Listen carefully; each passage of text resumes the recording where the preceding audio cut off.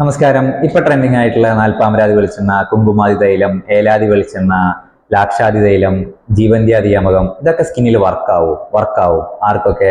സ്കിന്നിൽ നല്ല uneven tone ഉള്ളവർക്ക്, അല്ലെങ്കിൽ ഡാർക്ക് സർക്കിൾ ഉള്ളവർക്ക്, അല്ലെങ്കിൽ ഡ്രൈ സ്കിൻ ഉള്ളവർക്ക്, അല്ലെങ്കിൽ ചിക്കൻ പോക്സോ, എക്സിമ ഇങ്ങനത്തെ എന്തെങ്കിലും കണ്ടീഷൻസ് ഒക്കെ വന്നിട്ടുള്ള കറുപ്പ് നിറം മാറാനായിട്ട് ഇത് സഹായിക്കും. ആർക്കൊക്കെ വർക്കാവില്ല?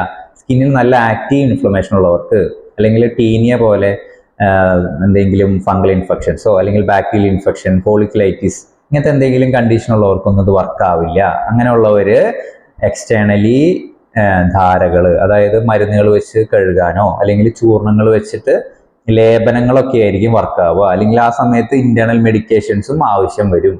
ഇതൊക്കെ ചെയ്ത് ആ ഇൻഫ്ലമേഷൻസ് ഒക്കെ ഒന്ന് കുറച്ചതിന് ശേഷം, അല്ലെങ്കിൽ ഫംഗൽ ഇൻഫെക്ഷൻ, ബാക്ടീരിയൽ ഇൻഫെക്ഷൻ ഒക്കെ ഒന്ന് കുറഞ്ഞതിന് ശേഷം സെക്കൻഡ് ഫേസിലായിരിക്കും തൈലങ്ങൾ ഉപയോഗിക്കേണ്ടി വരിക. ഇങ്ങനെയൊക്കെ ചെയ്യുമ്പോൾ നമുക്ക് കൂടുതൽ റിസൾട്ട് ഈ കണ്ടീഷൻസിൽ കിട്ടുന്നതായിരിക്കും. Thank you.